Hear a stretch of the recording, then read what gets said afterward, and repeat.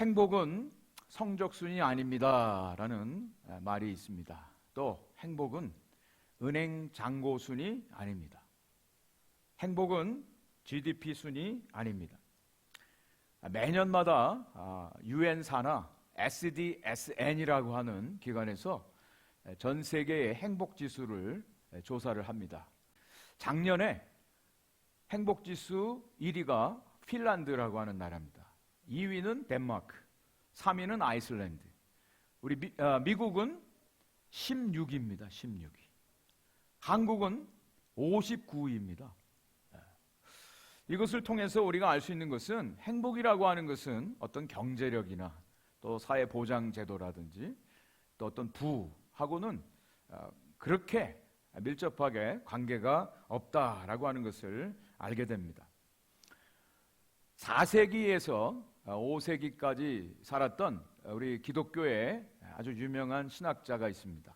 성자로 일컬어지는 어거스틴. 이분도 전도자처럼 과연 인간의 행복이 어디 있는가? 그의 인생이 여러 방황을 경험을 했습니다. 행복을 찾아서 방황을 했어요. 그러다가 결국 이 어거스틴은 예수 그리스도를 만나게 되죠. 밀라노에서 성경 로마서 말씀을 통해서 예수 그리스도를 만나게 되는데 예수 그리스도가 참된 지혜라고 하는 것을 발견하죠. 그리고 하나님을 만나게 되고 그의 인생이 완전히 변화됩니다. 그가 주님 안에서 만난 그 행복에 대해서 책을 썼는데 그것이 행복론이라고 하는 디 비아타 비타라고 하는 유명한 책입니다. 여기에서 이 어거스틴은 정말 그가 진정으로 찾게 된 행복에 대해서 자기의 방황했던 행복을 쫓아 추구했던 그 인생들을 기록을 해놨습니다. 그가 처음에는 젊었을 때 쾌락을 쫓아 살았어요. 17살 때 연상의 여인하고 결혼을 합니다. 정식 결혼도 아니죠. 같이 살면서 사생아를 낳기도 했습니다. 그리고 그는 철학에 또 심취했습니다. 당시에 유명한 연설가요 정치가였던 키케로가 썼던 호르텐시우스라고 하는 그 책에 꽂혀서 그가 철학을 연구를 합니다. 이 키케로라고 하는 사람은 그 당시에 전 세계를 주름잡았던 플라톤주의에다가 종교적인 의미를 더해서 신플라톤주의를 표방했던 그런 인물이었습니다. 그렇지만 거기에서도 진정한 만족을 누리질 못했어요. 또 그가 신앙의 방황을 합니다. 한때 이 어거스틴은 10년 동안 마니교라고 하는 조로아스터교에서 내려온 마니교에 심취해서 이 마니교는 이원론 사상입니다. 선과 악이 있고 빛과 어둠이 있고 철저한 이원론 사상을 주장하는 그 마니교에 심취해서 그가 또 생활도 했습니다. 그런데 그는 결국 참된 지혜인 예수 그리스도를 만나고 결국은 하나님이 진정한 행복의 근원이시다. 그런 결론을 내리고 이 책을 썼죠. 그는 평소에 2가지 기도 제목을 늘 기도했답니다. 2가지 기도. 첫째, 하나님 당신은 누구입니까? 하나님 당신은 누구입니까? 둘째, 나는 누구입니까? 하나님을 알고 나를 아는 것, 그것이 인생의 가장 근본적인 지혜가 되고요, 행복의 길임을 그가 깨달았습니다.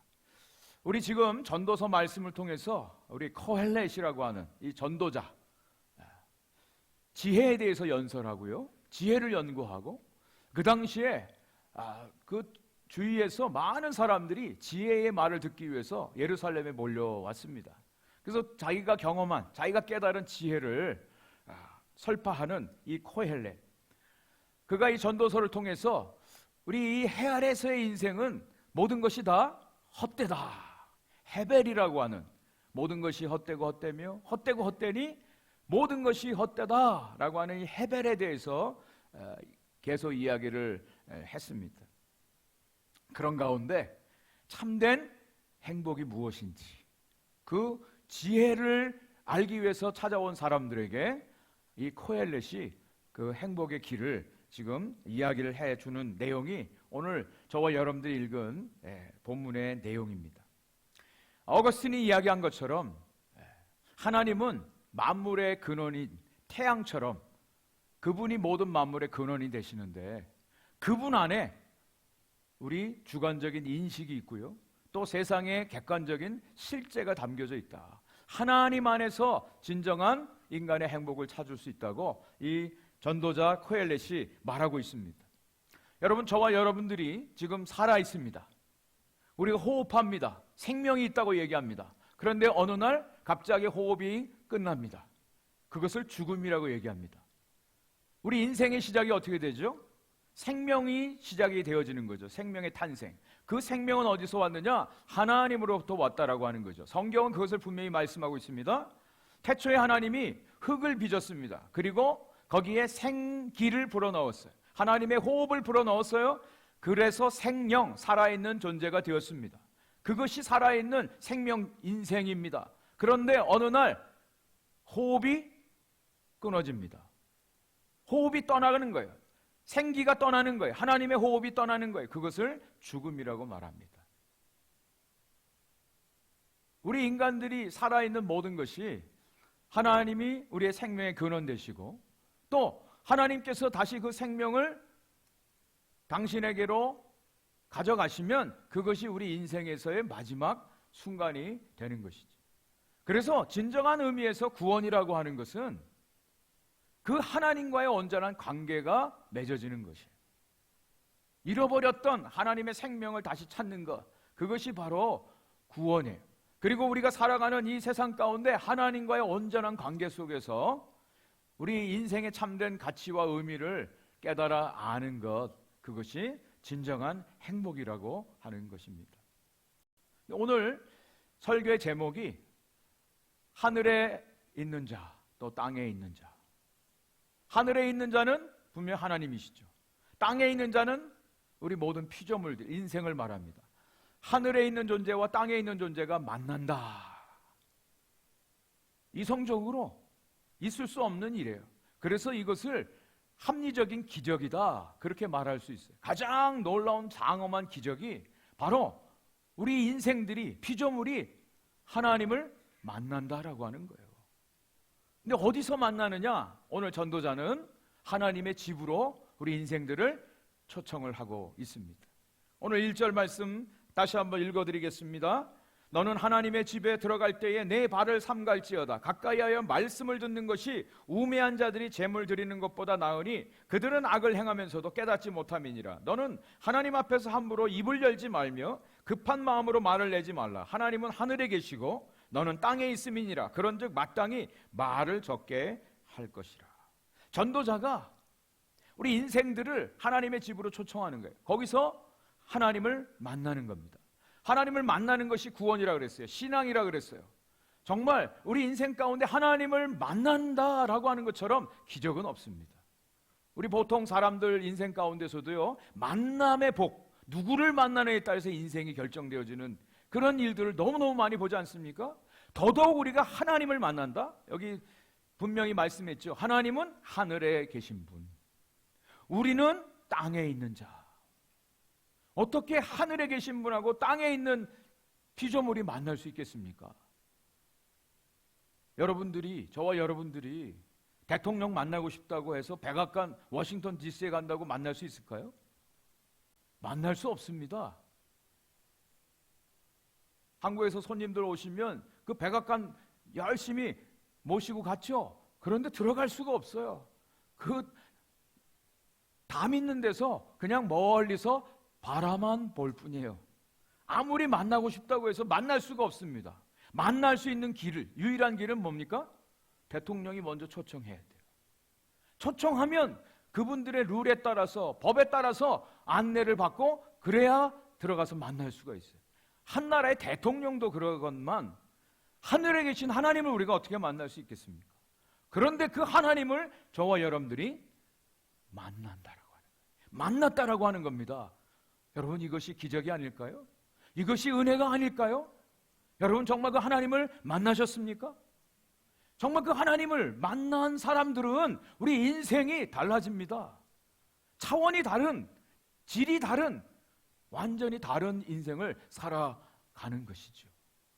자, 그 하나님을 하나님의 집에서 만나는데 우리가 정말 그 하나님 앞에서 해야 될 것 세 가지를 이 전도자가 오늘 말씀하고 있습니다. 가장 첫 번째가 하나님의 집에 들어갈 때 하나님 앞에서 삼가라. 그래서 삼가라.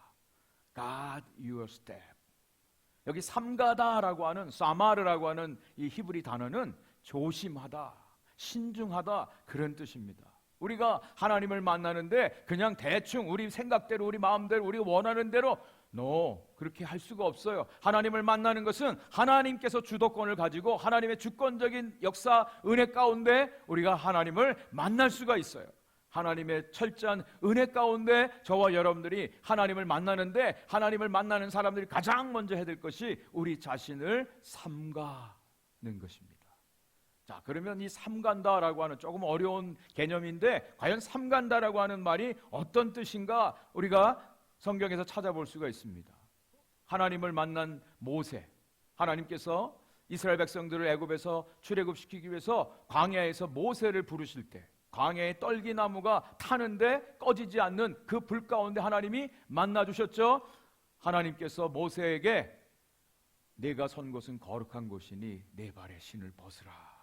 제일 처음으로 말씀해 주셨어요. 발에서 신을 벗으라 했어요. 또 여호수아가 이스라엘 백성들을 이끌고 여리고 성을 점령하러 갈 때 여호와의 사자가 나타나서 똑같은 말을 합니다. 내 발에서 신을 벗으라. 저와 여러분들이 하나님을 어떻게 만납니까? 제일 먼저 신을 벗는 겁니다. 신을 벗는다라고 하는 것은 내가 그동안 살았던 나의 의지, 나의 자아, 나의 모든 것 그것을 다 내려놓는다라고 하는 뜻이에요. 당시에 신을 벗는다라고 하는 것은 종들입니다. 주인들만 신발 신고 살았어요. 종들은 신발이 없었습니다. 이 신을 벗는다라고 하는 것은 나의 모든 그동안의 삶의 방법들, 삶의 태도들, 나의 과거의 모든 것들을 다 하나님 앞에서 내려놓는다라고 하는 뜻입니다. 여러분, 신앙이라고 하는 것은 하나님을 우리가 믿는다라고 하는 뜻은 나의 모든 것들을 내려놓기 전까지는 하나님을 절대로 만날 수도 없고 믿을 수도 없습니다. 내가 가지고 있는 나의 본성, 나의 자아, 나의 생각들, 나의 길 가지고는 하나님을 섬길 수가 없습니다. 나의 길을 유지한 채 하나님을 믿는다. 그것은 거짓말입니다. 그럴 수가 없습니다. 착각하는 것입니다. 신앙이라고 착각하고 있는 거예요. 진정한 신앙이라고 말할 수가 없습니다. 하나님을 만난다라고 하는 것은 나의 발에서 신을 벗는 것이에요. 그리고 나의 모든 권한을 그분께 올려드리는 것입니다. 이것이 신앙의 출발이고 하나님을 만나는 것입니다. 하나님 앞에 나아갈 때 오늘도 우리가 예배를 드리고 있습니다. 주일날 이 정해진 시간에 이곳에 모여서 우리가 예배를 드립니다.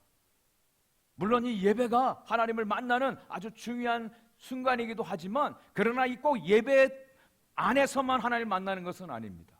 여기서 하나님을 만난다, 하나님의 집이라고 하는 것은 그 당시에는 예루살렘 성전을 말하지만 그러나 그것은 아주 좁은 의미고 하나님의 집은 하나님이 계신 어디든 하나님의 집이죠. 우리가 하나님의 임재 앞에 하나님을 만나게 되어지는데요. 가장 먼저 쉽게 점검해야 될 것이 예배하는 목적이 무엇인지를 점검을 해야 돼요. 오늘 저와 여러분들이 하나님 앞에 나와서 예배를 지금 드립니다. 예배는 단순히 와서 기도하고 찬송하고 설교 듣고 하는 것이 아니라 하나님을 만나는 것인데 우리의 동기가 무엇인지를 점검해야 돼요. 어떤 사람들은요 큰 교회를 간다고 해요. 왜? 물어보면 비즈니스 차원에서 간다고 그래요. 젊은 친구들은 왜 교회 가냐? 결혼 상대자 찾기 위해서 간다고 하죠. 다양한 목적을 가지고 교회에 나와서 또 예배에 참석합니다. 여러분, 정말 저와 여러분들이 오늘 주님 앞에 나온 이 이유와 목적이 무엇인지 먼저 점검을 해야 돼요. 살아계신 하나님을 우리가 만나고 그분을 경배하는 것이죠. 이 모든 것들이 그 하나님을 만나는 감격 속에 삼가는, 우리 자신을 돌아보는, 신중하게 조심하는 첫 걸음인 것을 우리가 이 말씀을 통해서 깨닫게 됩니다. 그러면서 이 전도자는 하나님을 만나는데 아주 한 가지 중요한 일을 이야기하고 있습니다. 그것은 뭐냐면 입을 열지 말고 하나님의 말씀을 들으라 라는 거예요. 하나님의 말씀을 들으라. 이 말은요, 꼭 설교 말씀을 들으라는 얘기만 가지고 하는 얘기가 아닙니다. 물론 이 설교 시간은 하나님의 말씀을, 목사를 통해서 하나님의 말씀을 전하는 것입니다. 우리 오늘 김광수 장로님께서 그런 기도를 하셨어요.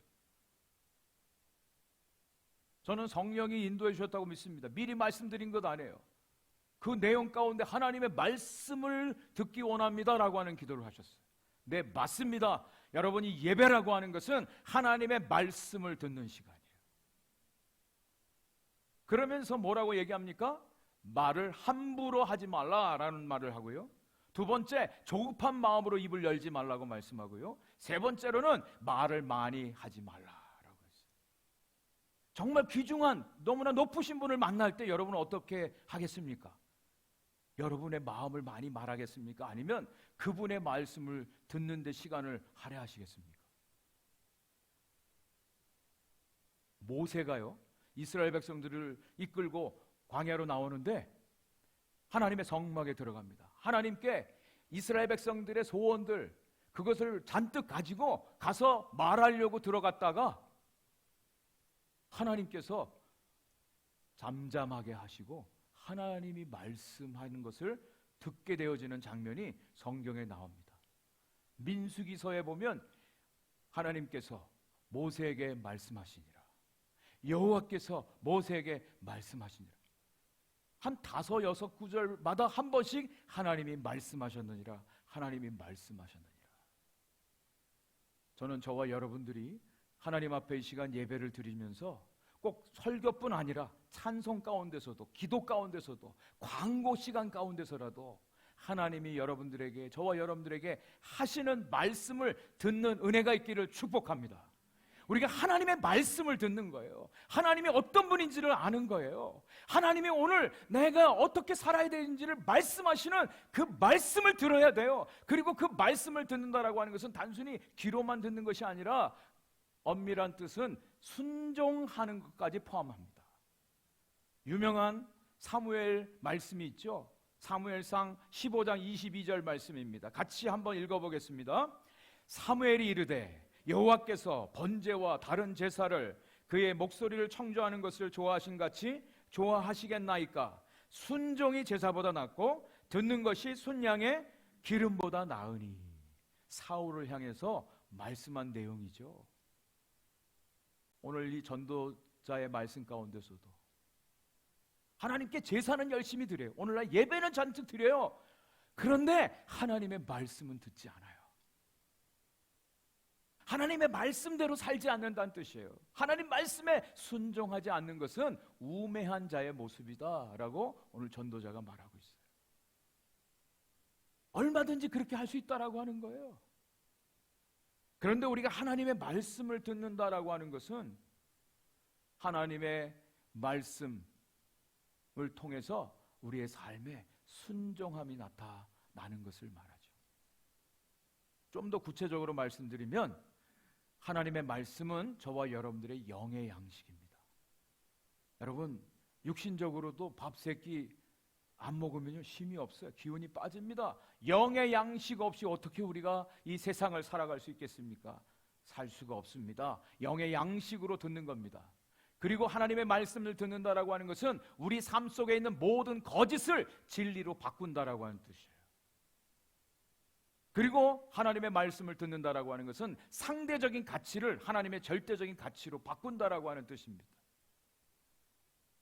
하나님의 말씀을 듣는다라고 하는 뜻은 우리 사람의 생각들, 사람의 뜻을 하나님의 뜻으로 바꾼다라고 하는 그런 의미가 담겨져 있습니다. 저와 여러분들이 오늘도 예배하면서 하나님이 여러분들에게 말씀하시고 감동을 주시는 것이 있어요. 순종하게 하시는 것들이 있어요. 그 말씀의 결단을 가지고 하나님의 은혜와 하나님의 도우심으로, 성령의 역사로 저와 여러분들이 한 주간 동안 그 말씀을 순종해 가는 모든 것들이 바로 하나님의 말씀을 듣는 것이다 라고 하는 뜻이에요. 많은 사람들이요, 일주일에 한 번 예배 드리고 그런 얘기 하죠. 예배당 문 나서면서 말씀을 다 잊어버린다. 그러면 아무 소용이 없다라고 하는 거죠. 하나님의 말씀이 우리의 생각과 우리의 마음을 주장하고요, 하나님의 말씀이 우리의 손과 발을 움직여서 하나님 말씀대로 살아가도록 하는 모든 것들, 이것이 하나님의 말씀을 듣는 거예요. 하나님을 만나는, 하늘에 계신 분과 땅에 있는 피조물인 우리가 하나님을 만난다라고 하는 의미예요. 다시 말씀드립니다. 하나님은 어디에 계신 분이라고요? 하늘에 계신 분. 우리는 어디에 있는 존재라고요? 땅에 있는 존재. 하늘이라고 했을 때 이건 물리적인 하늘을 말하는 게 아닙니다. 사도 바울도 하늘에는 3층천이 있다고 그랬죠. 3단계가 있다고 그랬습니다. 단테의 신곡에 보면 하늘을 9단계로까지 나눠놨어요.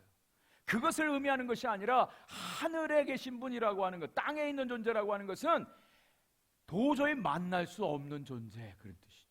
비교할 수 없는 존재라고 하는 뜻입니다. 창조주와 피조물이라고 하는 그런 뜻입니다.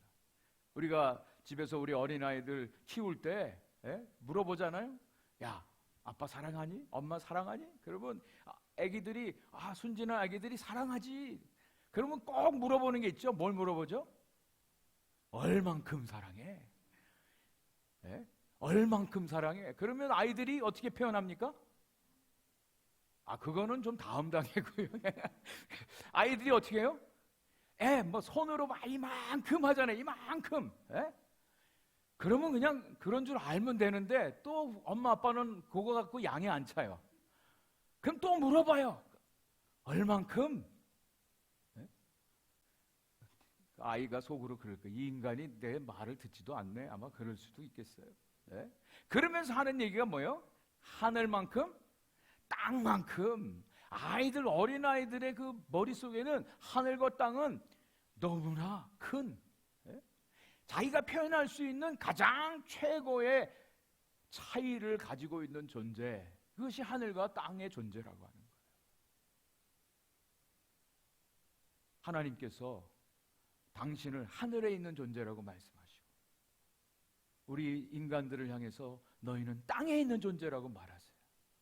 여러분, 이것이요, 성경 전체에 하나님이 아주 강조하고 강조하시는 내용이에요. 그래서 가장 큰 죄가 뭔지 아십니까?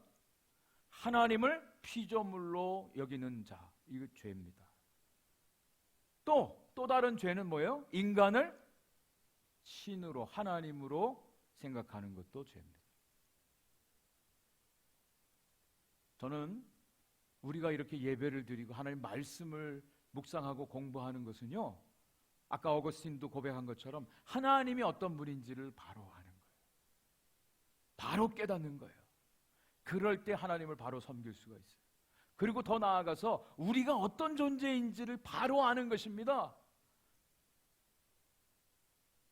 하나님을 알면 알수록 우리가 거룩한 자로 여겨질까요? 정말 턱없이 더러운 죄인으로 여겨질까요?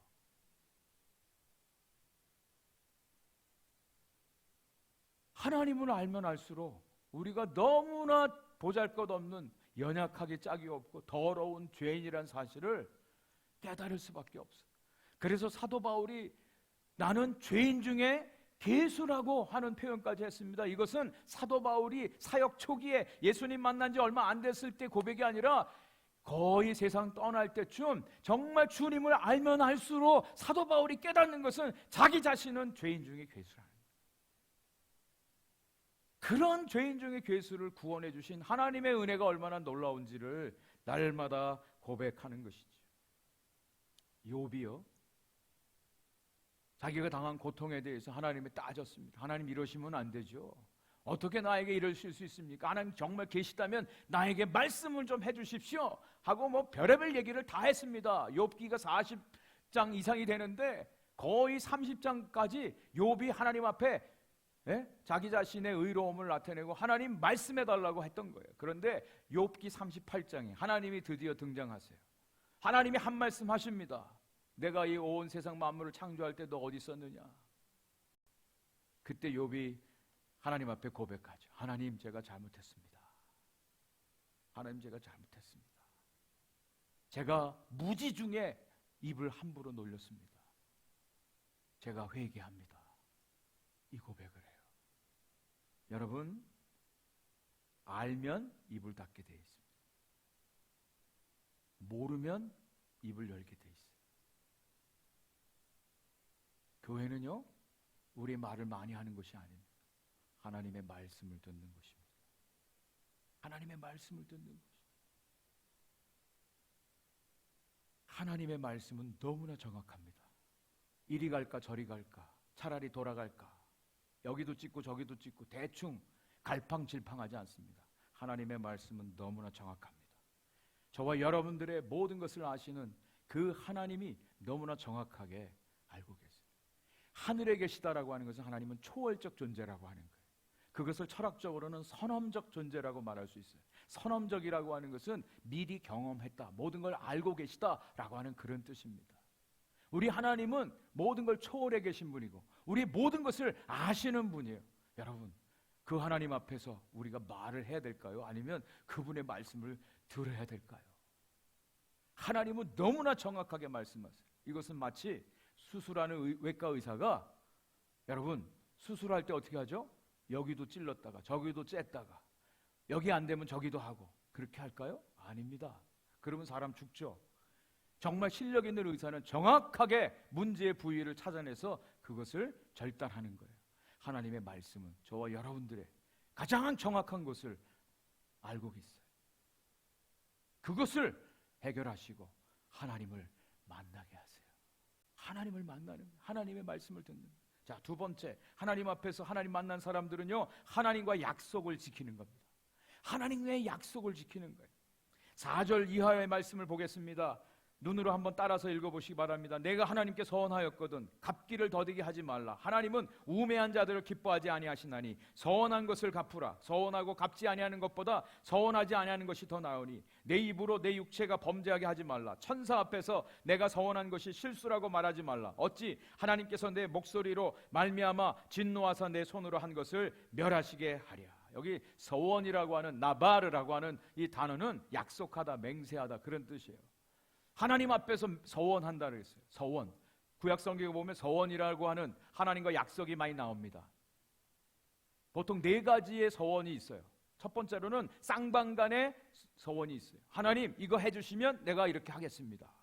조건적인 그런 서원을 하죠. 두 번째로는 일방적으로 하나님 내가 이렇게 하겠습니다라고 하는 일방적인 서원이 있어요.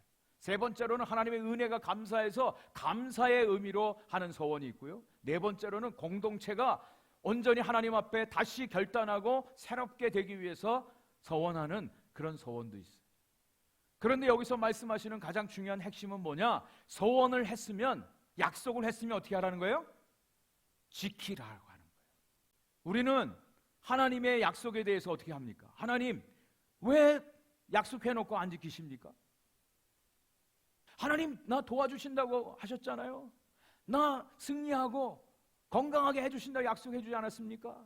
우리는 하나님께 대해서 신실함을 요구해요. 약속 지켜달라고. 그런데 우리들의 삶 속에서 어떻게 해요? 하나님 앞에 약속했던 것들, 말로가 아니라 마음속으로 약속했던 것, 언제 약속했습니까? 잊어버리는 때가 얼마나 많이 있습니까? 한국에 요즘에 큰 문제 중에 하나가 노쇼, 식당에 예약해놓고 나타나지 않는 사람들 때문에 아주 사회적인 지탄이 되는 경우들이 있죠. 우리 친구들 사이에서도 약속을 했는데 약속 안 지켜, 안 나와. 10분, 20분, 30분 지나도 안 나와. 그런 마음에 상처가 생기잖아요. 괘씸한 마음이 생기잖아요. 사회적 지탄이 되는 경우들이 있잖아요. 우리가 정말 하나님 앞에서 약속한 거에 대해서 약속을 지키는, 이 서원한 것을, 약속을 지키는 것은 하나님을 온전히 섬기는 거예요. 만약에 우리가 약속하고도 지키지 않는 것은 하나님을 부인하는 것과 같습니다. 하나님을 하나님으로 섬기지 않는 것과 같다라고 하는 것이죠. 계속해서 말씀합니다. 왜 우리가 하나님 약속을 지켜야 됩니까? 그것은 하나님은 하늘에 계신 분이고 저와 여러분들은 땅에 있는 존재라고 하는, 하늘에 있는 존재와 땅에 있는 존재, 만날 수 없는 그런 관계인데 하나님이 우리에게, 우리를 초청하시고 만나주시고 약속해 주시고 그 약속을 통해서 관계가 맺어졌는데 저와 여러분들이 하나님 앞에 한 이 약속, 서원 이것을 지켜드리는 것이 하나님을 온전히 섬기는 것이죠. 우리 오늘부터 이제 사사기 공부가 시작됩니다. 사사기에 많은 12사사 이야기가 나오는데 그 중에 입다라고 하는 사사가 나오죠. 입다가 암몬 자손과 이스라엘 백성들이 전쟁을 하는데 어려운 상황입니다. 정황이. 그랬을 때 입다가 그런 서원을 하죠. 하나님, 저 암몬 자손을 제 손에 붙여서 우리가 승리하면 내가 돌아올 때 집에서 나오는 첫 번째 사람을 하나님께 제물로 바치겠습니다. 물론 다급한 마음에서 그런 서원을 했지만 실제적으로 암몬 자손을 이겼어요. 그리고 승리의 개선을 하고 집에 돌아왔는데 아뿔싸 누가 나오죠? 딸이 나오는 거예요. 결혼도 안 한 딸이 나와서 아빠를 환영하는데 입다의 마음은 완전히 찢어지는 거죠. 그래도 입다가 어떻게 합니까? 약속을 지킵니다. 하나님 앞에 약속을 지켜요. 또 한나라고 하는 분이 있죠. 아이가 없었어요. 그것이 마음에 한이 되었습니다. 하나님 앞에 기도했습니다. 하나님, 정말 아들을 주시면 제가 아들을 바치겠습니다. 한나를 통해서 하나님의 응답으로 주신 아들이 사무엘입니다. 사무엘, 얼마나 귀중한 아들입니까? 기도해서 얻은 아들이에요. 마음이 달라질 수도 있었는데 한나는 약속대로 사무엘을 바칩니다. 사무엘을 바칩니다. 우리가 서원하는 것도 조심하게 생각해서 해야 돼. 함부로 내 감정에 의해서 하나님보다 앞서서 설레발 치면서 약속을 해놓고 지키지 못하는 것보다 차라리 약속하지 않는 것이, 서원하지 않는 것이 더 지혜로운 것이다 라고 말씀하고 있습니다. 그러나 정말 하나님 앞에 약속한 것은 나중에 가서 천사 앞에서 제가 실수했습니다 그런 얘기 하지 말라는 거예요. 하나님, 이거 실수한 겁니다. 이거 좀 물려주세요. 그런 말 하지 말라고 전도자가 말하고 있어요. 하나님 앞에서 저와 여러분들이 마음으로 또 입술로 약속한 것, 서원한 것은 해로울지라도 그것을 반드시 지키는 것이 하나님을 경외하고 하나님을 섬기는 하나님의 사람들의 모습. 자, 마지막 세 번째로 하늘에 계신 하나님과 땅에 있는 우리들이 만났을 때 우리가 정말 해야 될 것이 있습니다. 그것은 하나님을 경외하는 거예요. 경외하는. 7절 말씀입니다. 7절 말씀 같이 함께 읽어보겠습니다. 시작. 꿈이 많으면 헛된 일들이 많아지고 말이 많아도 그러하니 오직 너는 하나님을 경외할지니라. 여기 꿈이 많다라고 하는 것은 뭐 비전, 드림 이게 아니라 밤에 잘 때 꾸는 꿈을 말합니다. 생각이 많고 여러 가지 일들을 생각하면 어떻게 해요? 밤에 잘 때 그 꿈을 꾼다는 거죠. 네. 분주한 너무 많은 일들이 있을 때 꿈을 많이 꾸게 돼 있어요. 그리고 말을 많이 하면 그것도 헛된 일이 많아진다라고 말하고 있어요. 그러면서 이 전도자가 하는 이야기는 오직 너는 하나님을 경외할지니라. 하나님을 경외하랍니다. 하나님을 경외하라. 이 경외한다라고 하는 말은 우리 예수 믿는 분들은 너무나 자주 듣는 말 아닙니까? 하나님을 경외합니다. 하나님 경외한다. 그 뜻 자체는 하나님을 두려워한다라고 하는 뜻도 있어요. 근데 단순히 그냥 마음으로 두려운 공포 이게 아니라 하나님을 사랑함으로 두려워한다라고 하는 뜻이에요. 하나님을 하나님으로 믿고 섬긴다라고 하는 그런 뜻입니다. 하나님은 하늘에 계신 분. 우리 인간들은 땅에 있는 존재. 요즘에 유튜브 이렇게 보면 드론을 띄워서 많이 촬영합니다. 여러분 공중에서 모든 것들을 보면 다 보이게 돼 있어요. 8절과 9절 말씀에 이런 말씀이 나옵니다. 너는 어느 지방에서든지 빈민을 학대하는 것과 정의와 공의를 짓밟는 것을 볼지라도 그것을 이상히 여기지 말라. 높은 자는 더 높은 자가 감찰하고 또 그들보다 더 높은 자들도 있음이니라. 땅의 소산물은 모든 사람을 위하여 있나니 왕도 밭의 소산을 받느니라. 네, 빈민들이 학대를 받고요. 정의와 공의가 질밟히는 일들이 세상에 벌어지는데, 그런 일들이 벌어지면 이상한 일로 생각하지 말라. 당연한다. 세상에 온전히 그런 일들이 벌어진다. 그런데 단 한 가지 꼭 알아야 될 것이 있다. 그것은 뭐냐? 높은 자들이 있다라고 하는 것을 기억해라. 그리고 그 높은 자들 위에 또 높은 자가 있음을 기억해라. 그 마지막 높은 자 하면 결국에 누구까지 갈까요? 하나님이 계심을 기억하라. 그런 뜻이에요. 하나님이 그냥 내버려 두지 않으신다는 거예요. 하나님이 당신의 공의로 심판하신다라고 하는 거예요. 그런 의미에서 이상한 일로 여기지 말고 마음에 괴로워하지도 말라고 하는 뜻입니다. 또 세상의 모든 사람들은 밭의 소산을 먹는데 왕도 밭의 소산을 먹는다. 그 말은 무슨 말입니까? 이 세상에서 왕은 최고로 높은 자이지만 그 왕도 땅의 소산을 먹는 존재다라고 하는 뜻이에요. 땅의 존재라고 하는 뜻입니다. 하나님이 하늘의 존재요, 이 땅의 모든 인생들은 땅의 존재라고 하는 것을 말씀을 해주고 있어요. 그래서 그 하나님을 온전히 경외하는 것, 그 하나님을 하나님으로 두려워하는 것, 그 하나님을 사랑함으로 그 하나님만을 온전히 섬기는 것, 그것이 하나님의 백성들이 이 세상에 살면서 호흡이 있는 동안 하나님 앞에서 행해야 될 일이라고 하는 거죠. 다니엘과 세 친구, 용광로 속에 던져질 위기 가운데, 사자굴 속에 던져질 위기 가운데서도 그들은 하나님을 경외했습니다. 하나님만을 두려워했어요.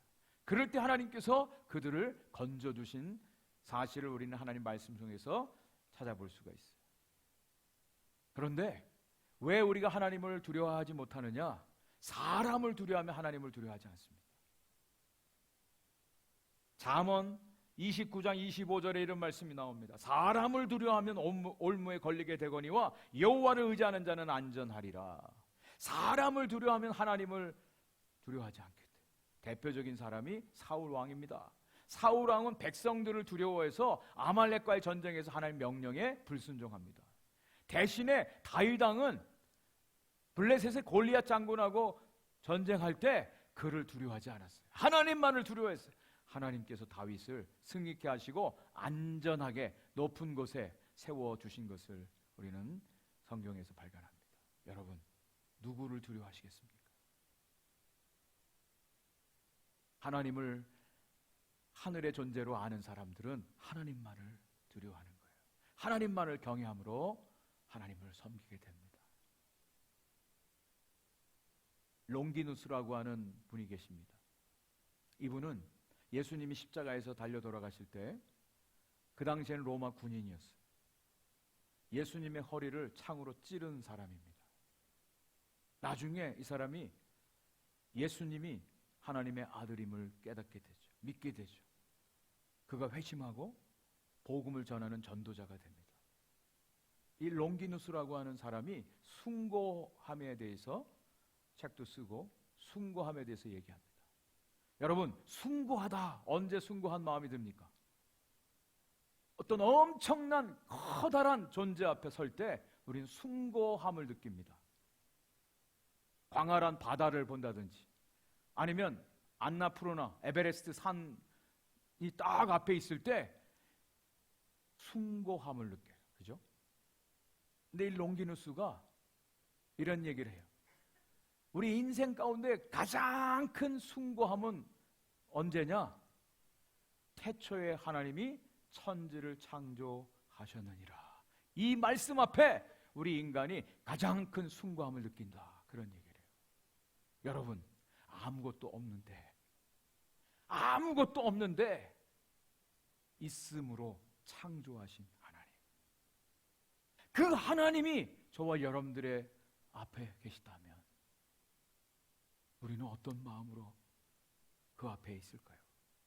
그것이 진정한 숭고함이죠. 하나님을 경외함이죠.